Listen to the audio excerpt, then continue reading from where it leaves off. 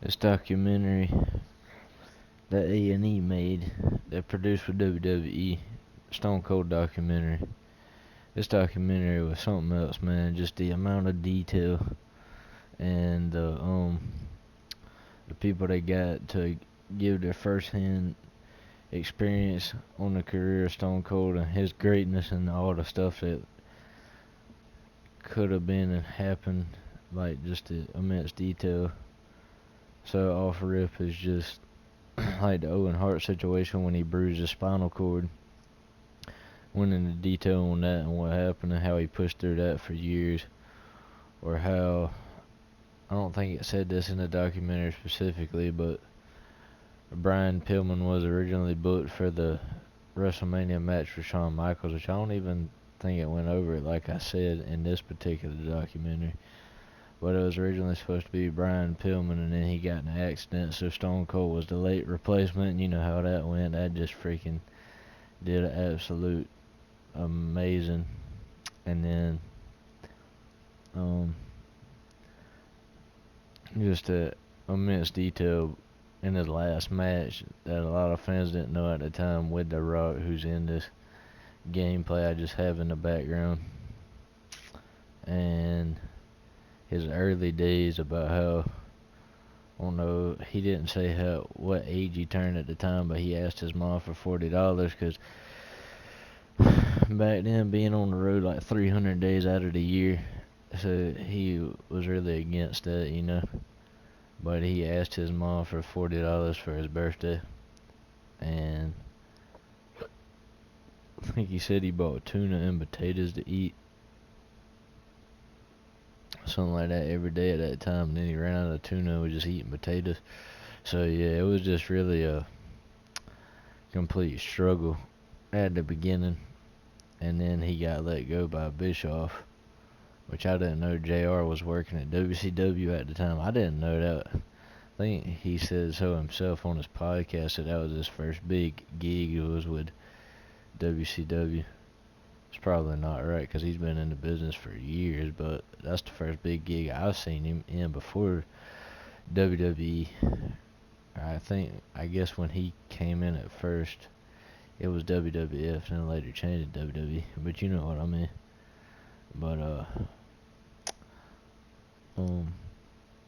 yeah, man, this documentary, just the amount of detail that went into it, especially with the Jake the Snake Roberts promo, King of the Ring. Triple H broke kayfabe at the time, which a lot of people at that time in particular didn't know that kayfabe was even a thing. They just thought everything was real because that was before Vince cut that promo and told everybody that it was indeed like scripted. He did that with his clique of buddies, and then he got punished. So Stone Cold takes his place, gets his lip busted by, I'm not too sure who it was, Selena Vega maybe, or maybe not. Maybe it was somebody else. Anyway, he asked what type of promo Jake the Snake Roberts cut, and one of his buddies in the back said he talked about his religion, and Stone Cold says, you thump your Bibles, talk about your Psalms, talk about your John 3:16, but Austin 3:16 says, I just whipped your ass, you know, that iconic promo. And he's made plenty more since then. He did some good work with Kane in his career. I think they talked about that a little bit. Maybe not, but not in particular. They talked about The Rock, Triple H, talked about the Brock Lesnar controversy when they wanted him to lose, and he said he would more than gladly lose to a talent to try to push him, as in his last match he lost to The Rock, which he said he felt he kind of owed him one, and The Rock admired Stone Cold and vice versa. They both really admired each other. But yeah, I can see why he didn't want to do that, because it had no build and it was just out of left field. So I can get that 100%. I understand that a whole lot. And you can credit his good buddy Jim Ross, the best commentator of all time in my humble opinion, with getting him back on board with WWE and kind of repairing the bridge, so to speak, that was kind of burned, but not burned all the way. And also talked about how the toll that these being on the road all the time took on him and his family life, and how it affected him because he was on top at the time, sold the most merchandise, and he was on all the talk shows and news at the time, because that's what the top guy does in wrestling, still does to this day.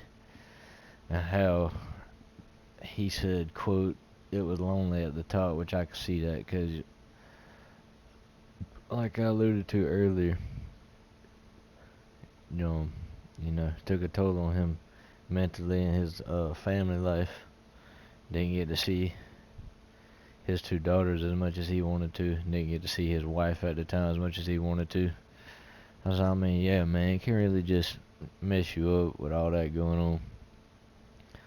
But I mean, all the Stone Cold fans around the world, still to this day and back then, I saw myself, I'm a big Stone Cold fan, even though it wasn't quite in my era. I went back and just researched and really put the time in and paid attention to it, because I caught about the end of his career, I should say. But I mean, yeah, man, just his body of work and what he done and sacrificed over the years, I think he's no doubt the best wrestler of all time. I think he said himself that he thinks the best wrestler of all time is Ric Flair, but in my humble opinion, I think it's Stone Cold himself. But you can never call yourself the greatest. That's for your peers to say, and your fans like me, because I'm a fan of him. But yeah, man, just classic work on this documentary. Something else. Next couple videos, I'm gonna come out with the one on Piper. This one was a little delayed. I should have had it out beforehand, but we'll get that Piper one up maybe the next couple of days. Try to get that one going. But yeah, man, I appreciate y'all for tuning in. That was my thoughts on that documentary. And if you come across this and watch this video, let me know what you thought of the documentary in the comments.